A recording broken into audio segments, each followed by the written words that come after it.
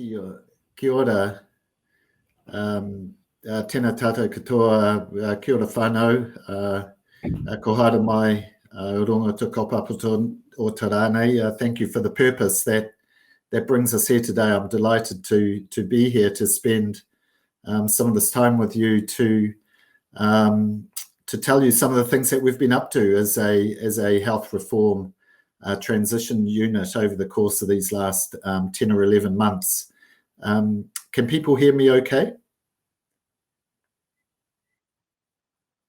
Fantastic. So maybe I'll just signal when it's time to step through the slides, and I understand we have about 20-25 minutes with a bit of time for questions.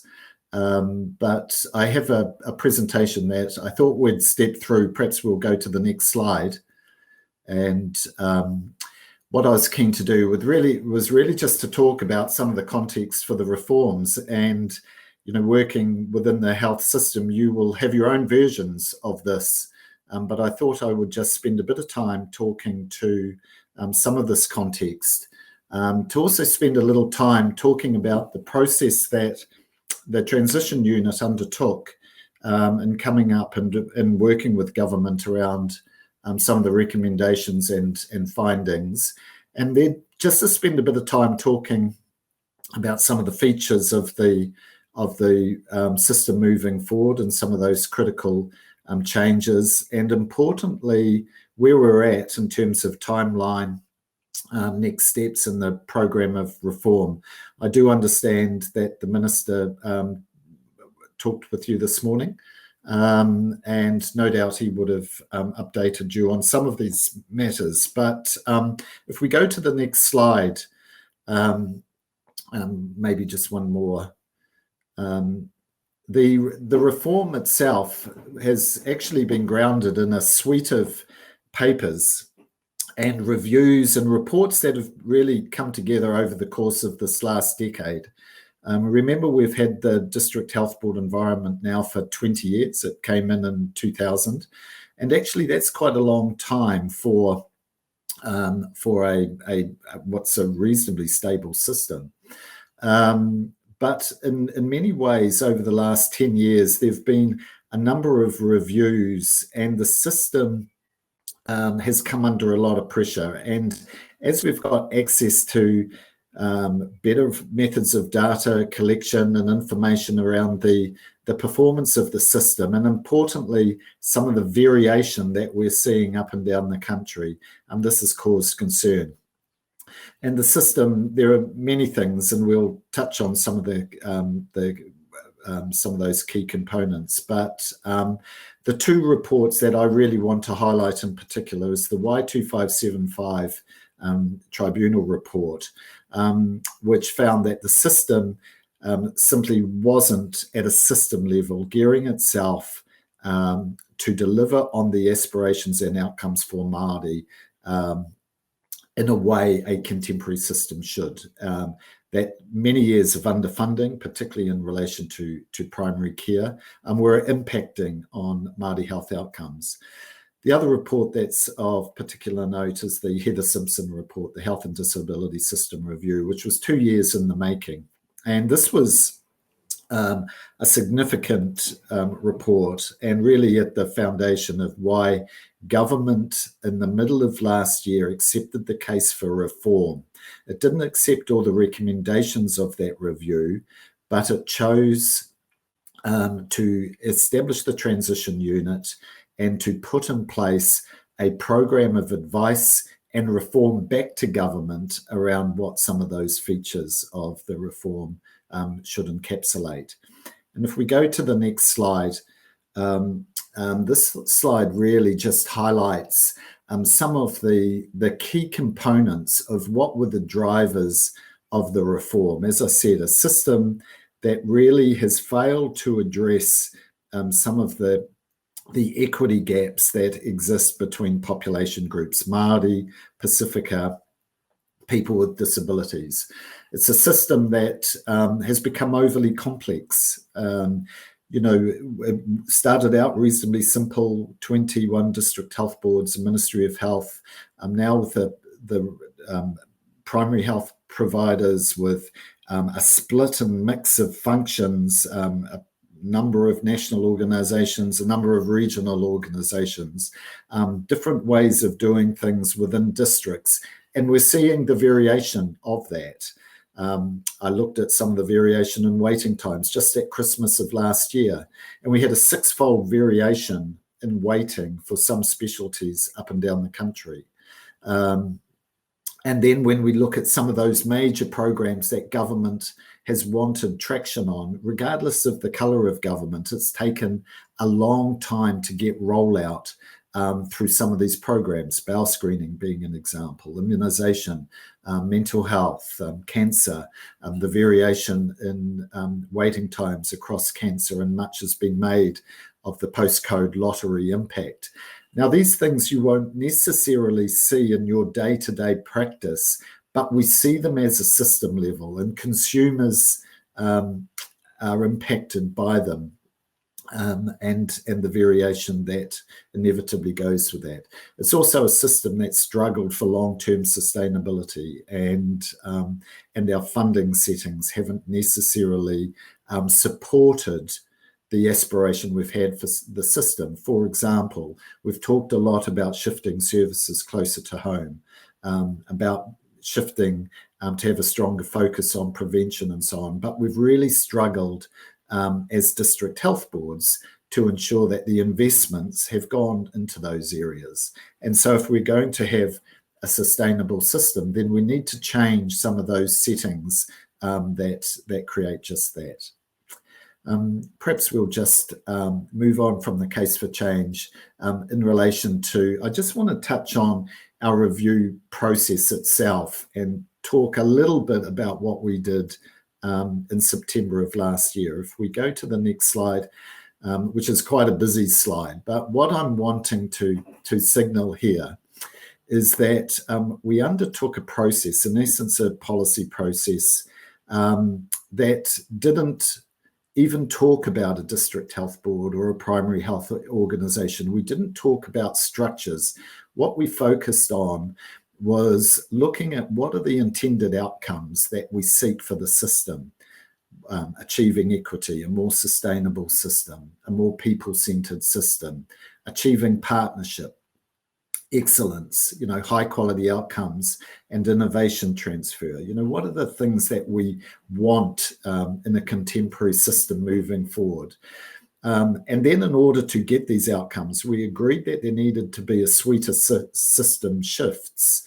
We needed a system that geared itself to better focus on treaty principles, a system that allows people to access a range of services at home, a system where the hospital or specialist services are available when people need them, a system that seizes the advantages that digital and technologies bring and allows people to perhaps better access these at home or in primary and community-based systems, and a system that has highly valued workforce and is well placed for the skills that we want in the system. So these were some of the key system shifts that we worked through with government, and they were at the heart of the set of principles and then the strategic choices that government needed to make. And I think this point is really important, because some of the challenges as you look to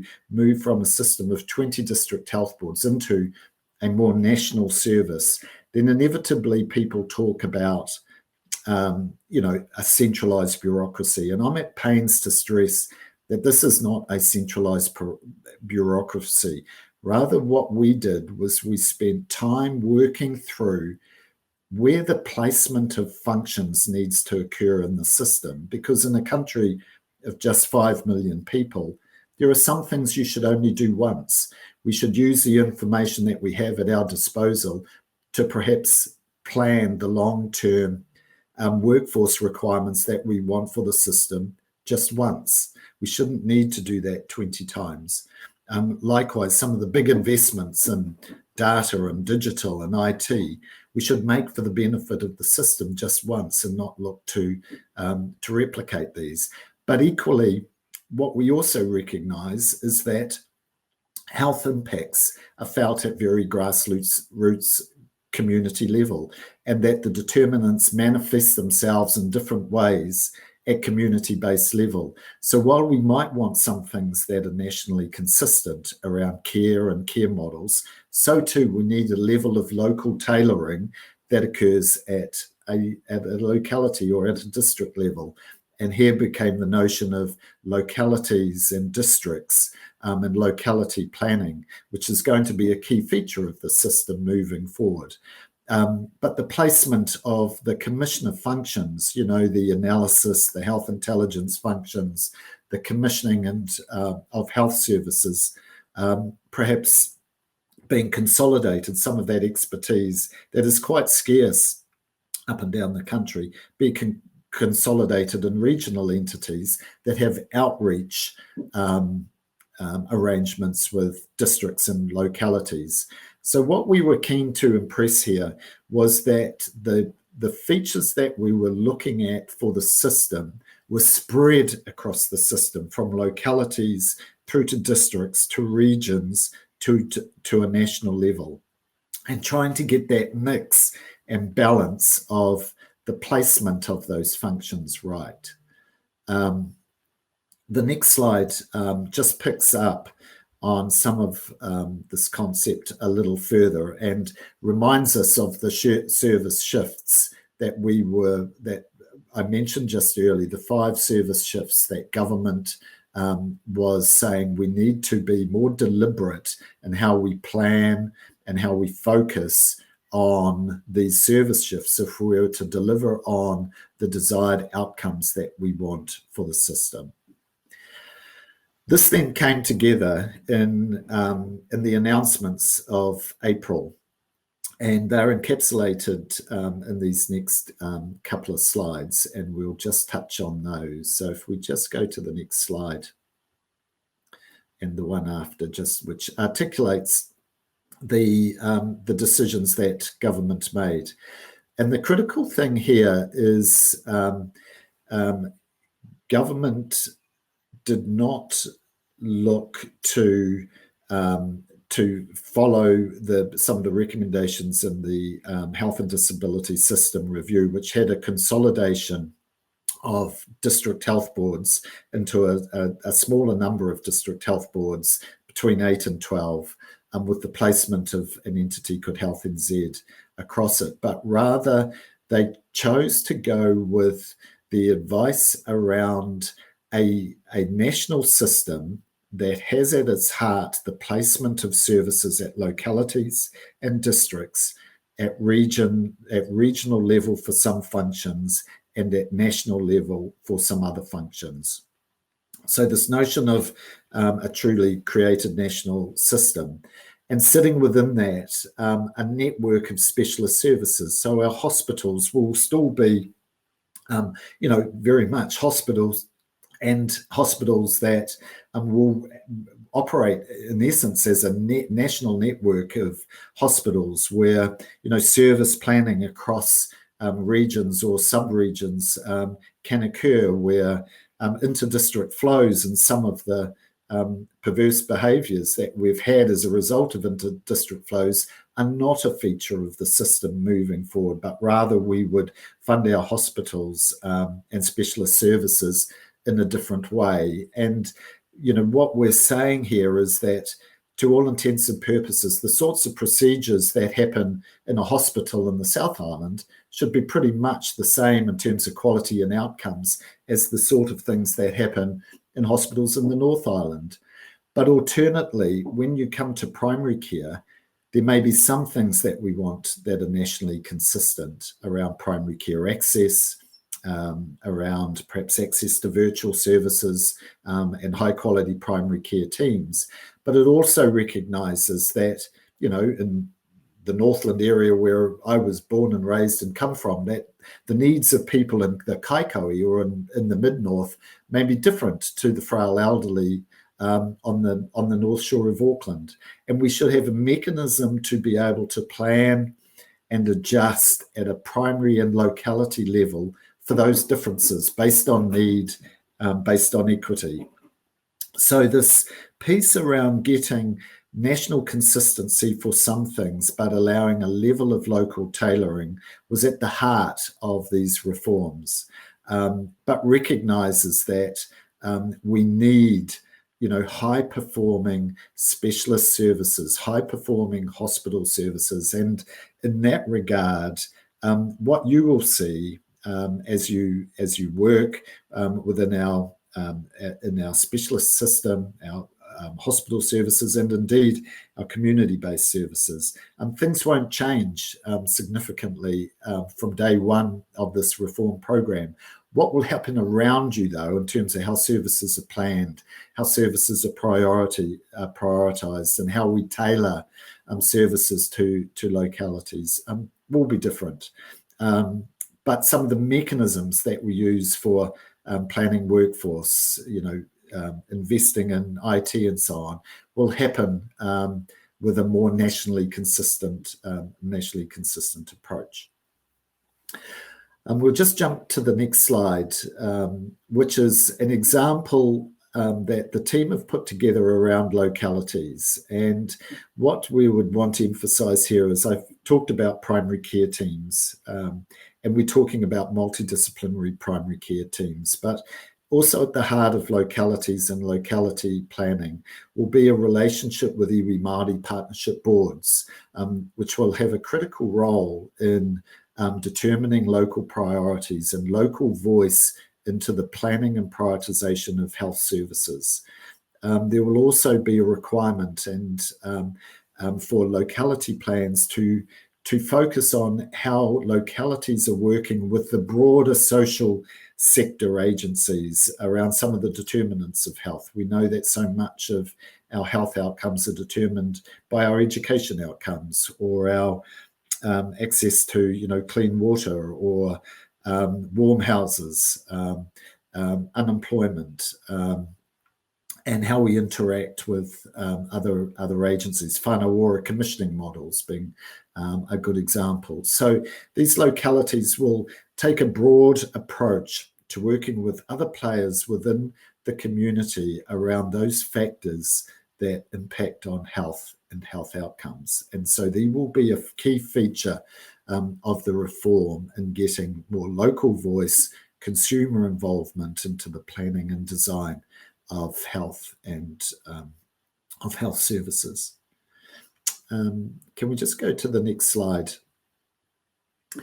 And we've had a range of a huge amount of engagement, and I just want to single out the engagement we've had with NZNO at a national level through the CTU and equally other sessions that the TU has undertaken with NZNO. And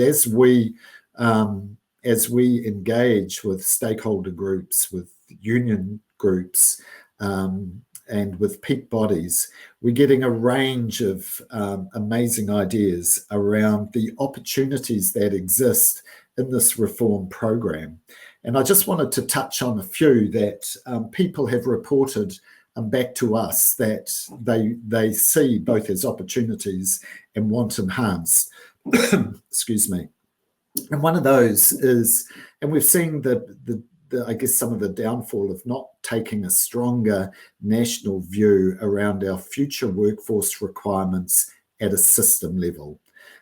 This manifests its way at localities and at hospitals and within districts, but that need to take a much longer term view of our health needs over a 10, 20-year period and being able to work with our tertiary institutions around our future health workforce requirements is a key opportunity that this reform offers to take a much more planned approach to work on those future workforce needs, so we don't end up what often feels like almost chasing our tail when we have a crisis or when we're responding to the demands and the pressures in the system and the variability that we have up and down the country and the pressure points that this creates.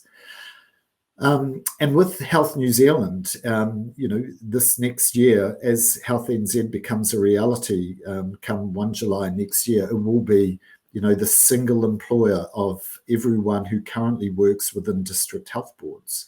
And that has, huge opportunity. And people have talked to us about a fairer, more consistent approach to conditions and settings within that. People have also talked to us about the opportunity to bring greater innovation into our training programs, whether that's use of virtual technologies or career pathways that we can really do at scale for the benefit of the system. And likewise, initiatives, particularly around rurality or rural, that often smaller district health boards have struggled to do at locality level, or some have done well, but actually then we don't find that those initiatives transferring across the rest of the system. So these are things that people have talked to us about as we've engaged, and particularly Māori and Pacifica, as we look to the current workforce mix and makeup, and we look to the needs of our future population. So there is a large disconnect between our Māori and Pacifica investments that have been made and the need to get more Māori and Pacifica into health and into leadership roles within the health and disability system being critically important.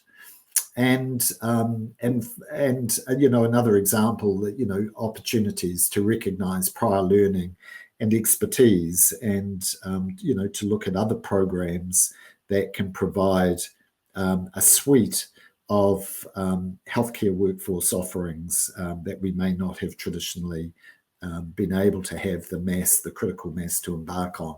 So these are some of the opportunities that people have talked to us as we've looked to engage over the course of the last 6 months.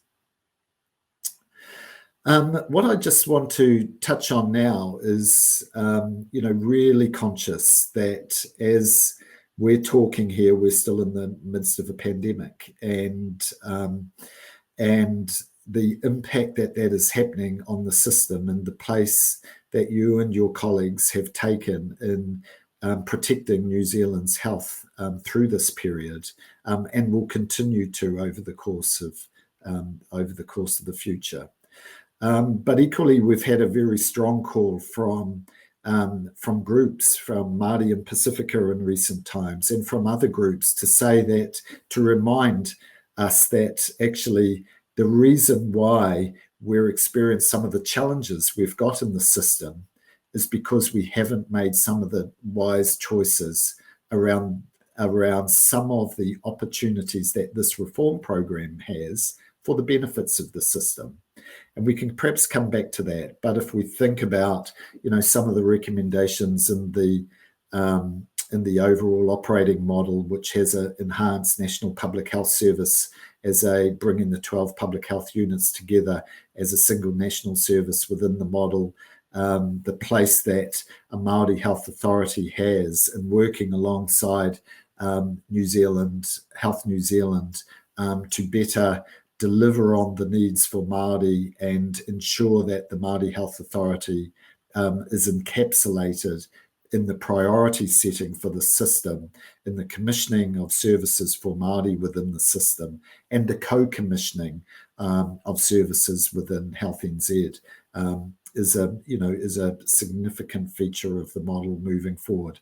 And so people that we're engaging with are keen for the reform program to progress, acknowledging that the system is under stress and capacity and capacity constraint, and it's often difficult to raise your head to focus on reform. But actually the intentions of the reform program are about strengthening and sustaining the system moving forward. So it's how we navigate over the next wee while is the critical challenge that is faced with us. And some of those timelines, some of those key timelines are highlighted here in this chart. So we have been working to a program that runs alongside the vaccination program. in many ways, that there are things that we are doing around legislation and developing the bill that will disestablish district health boards and create Health NZ, and which will see all the workers transfer over at a point in time in the middle of next year as Health NZ becomes a reality. A bill that will create a Māori health authority, and we've worked with Sir Mason Jury, Tā Mason, on the construct of the Māori Health Authority, everything from appointing the directors of the Māori Health Authority to the powers that Māori Health Authority will have, and how it will interact with Health NZ, and how it will interact with iwi Māori partnership boards as a key input into the development of locality plans.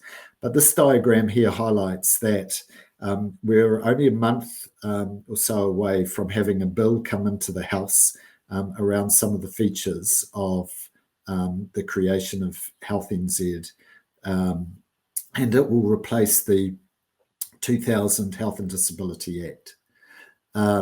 We're also only, a week or so away from ministerial announcements in relation to the boards of Health NZ and the Māori Health Authority. So government is still on track for that.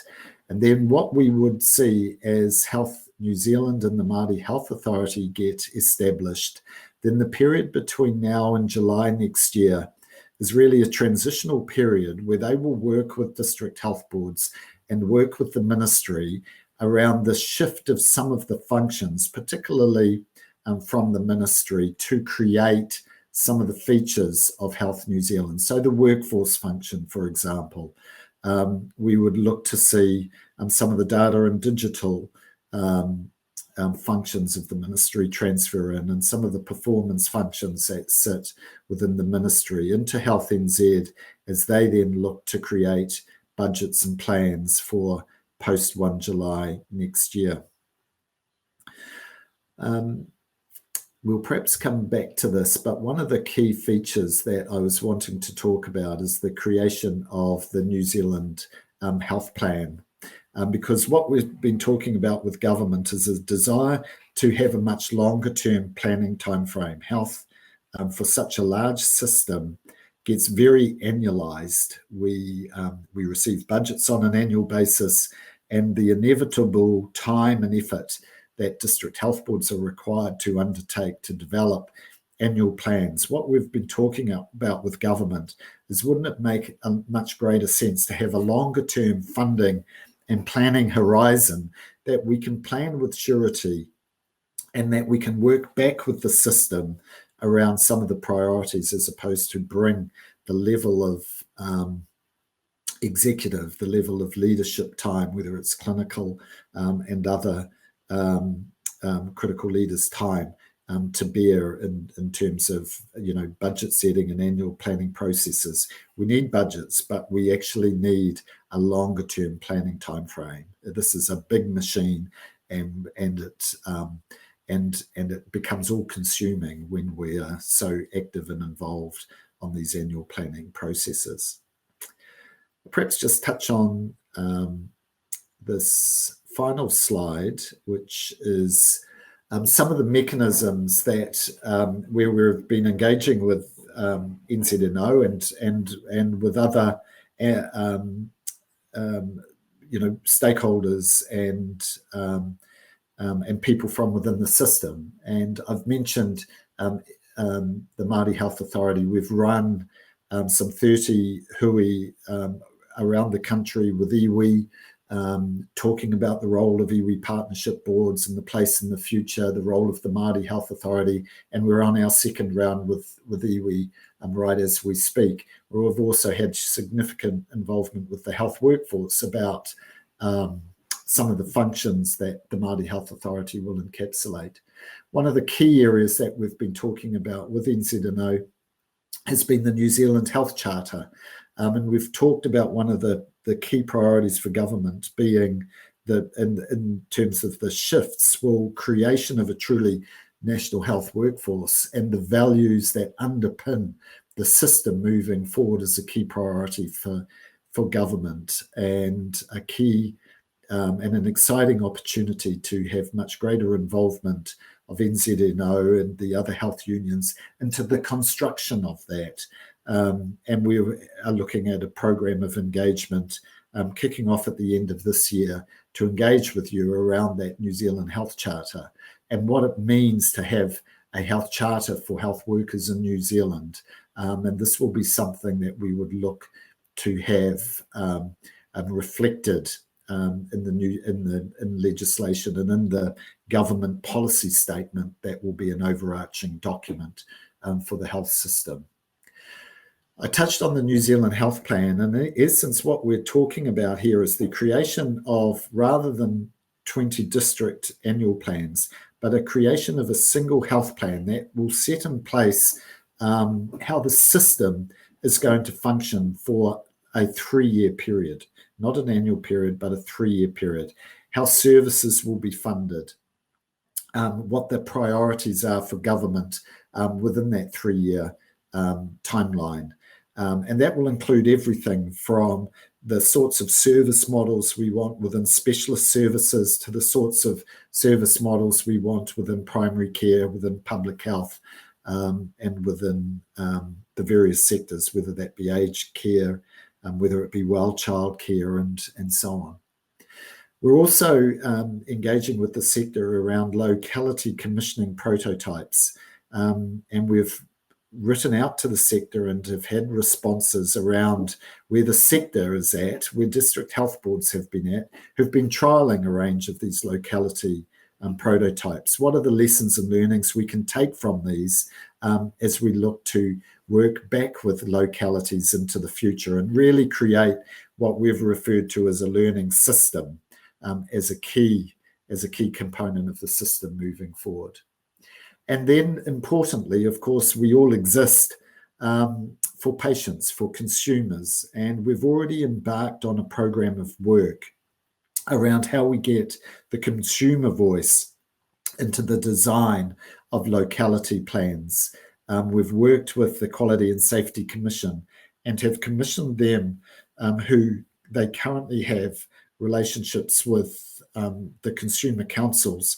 But how do we really gear up consumer entities to be a strong voice, and how do we share what good consumer involvement and input looks like in localities or into our regional arrangements and indeed into some of our national settings. So there is a program of work that is being kicked off and is underway in relation to consumer involvement in these plans and in I guess in the heart of the architecture of this new system. So I'm going to stop there. It feels like it's been a bit of a gallop through a range of slides, Keelan, but happy to stop there and to take some questions and have some dialogue on any of that. This is a good explanation. Thanks and reassuring. National IT solution will be so welcome. Let's hope we get an integrated digital documentation system where we can enter information only once. I know, and as we've gone around, I was talking to a junior doctor just the other day, and she showed me the first 2 pages of her notebook. She works across 3 district health boards, and the first 2 pages of her notebook were the series of passwords and access that she is required because of the nature of her role. And, this is a real quality issue. It's not just IT is critically important, but it's the same with supplies and procurement. And, if we have a workforce working across multiple sites, then how we provide those models of care and how we use technology is critically important, and it impacts real time on quality. So, yes, it's a critically important point. And Esther just wanted to add on, and operating systems which can manage the workload. So let's just go to, Exactly. I'm just going to live Q&A, and I'm just waiting to see if they said there's plenty of questions here, but I can't see them coming up on my screen. No, I can't see any either. Here we go. So Tracy Morgan, you mentioned engagement with CTU, which has a narrow view of union action and not always equitable or response to Māori. How is Māori models of union action going to be enacted? Yeah, kia ora. Well, we're going to have an engagement program through where we'll be coming out to districts and localities. It was planned for the end of September. It will be a little later now, but we've got a broad engagement program that's happening. But we've had significant involvement and engagement with Māori that the team has led thus far, with Māori providers, through Māori networks within district health boards, through commissioners, and with iwi, and with Matawaka and Hapori. So we need to continue that. We will also have the Māori Health Authority will be active once that is announced, and they've got capacity that the transition unit will be moving into. They'll be engaging actively as well. And we're really only a week or so away from that, so we look forward to that. Oh, it's so exciting. Currently, there is great inequity between the amount of education funding provided to doctors and nurses. 6,250 has there any consideration been given to eliminating this inequity to enable nurses in practice?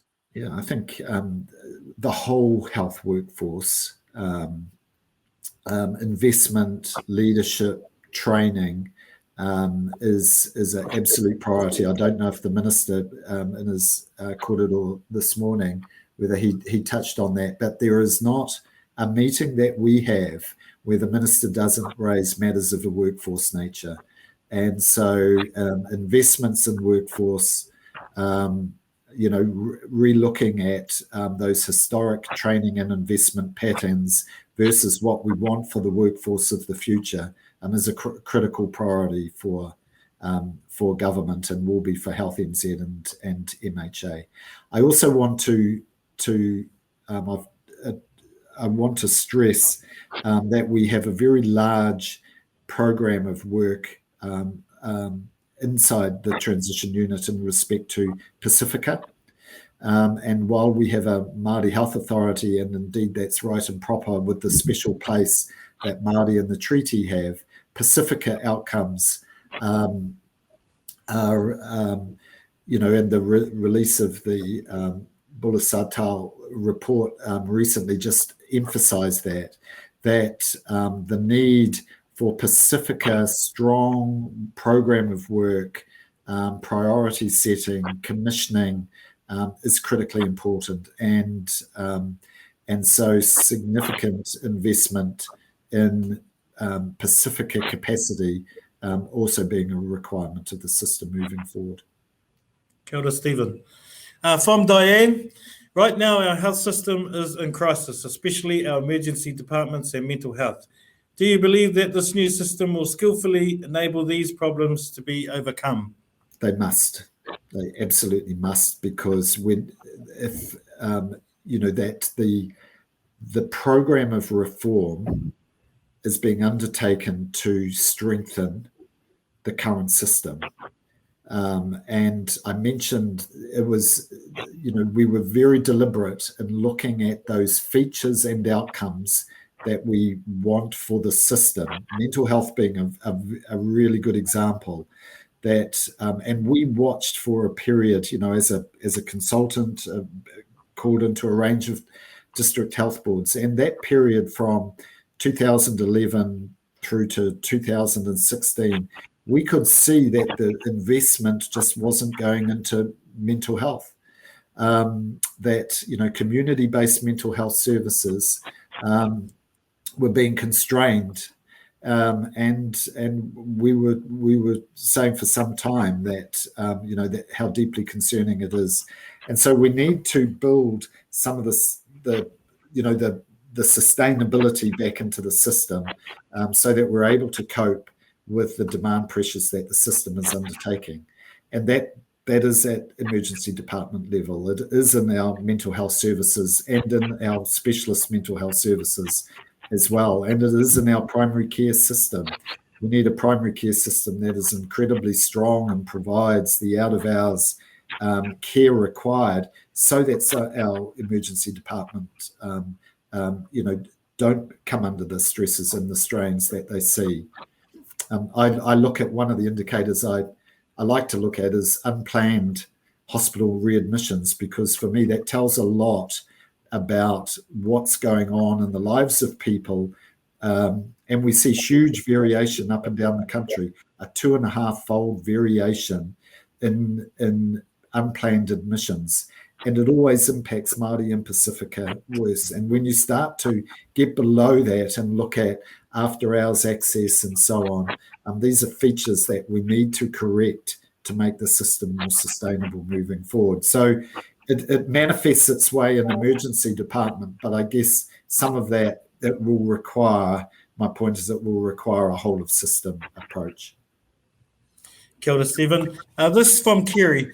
Can I just highlight the courage it took for Māori nurses to lead the Waitangi Tribunal 2575 claim? So it is surprising they have not been approached to tautoko or inform a transformation or system change for future. I think that was just a comment Kerry wanted to put forward. Yeah. We've got a few more questions, but we'll take the next two, and then if you can go on, Stephen, to answer any other questions people might have. Is that all right? Yeah, good as gold. Okay, so this last one from Jacqueline. Can you assure us that nursing voices will be at the table when solutions are being discussed and developed? We often are working in areas where there are problems and will have great ideas to offer towards achieving great outcomes. So often... Yeah, absolutely. And we have nursing expertise in the transition unit now, and we're engaging with nursing groups through our work. I'd be really encouraging as we look to bring on more people to be involved in the New Zealand Health Plan. That's going to be the key sort of overarching document that sets out models of care and for the system, that be an area where nursing is active and involved, as you will be through, the health charter. That's an absolute no-brainer, given you're the largest workforce that we have, but in particular the New Zealand Health Plan, and we're looking to populate that now, and we've got some nursing expertise already in some of the early bringing on of some of the capacity there, and there will be more as we undertake the service, I guess, design components of that planning framework.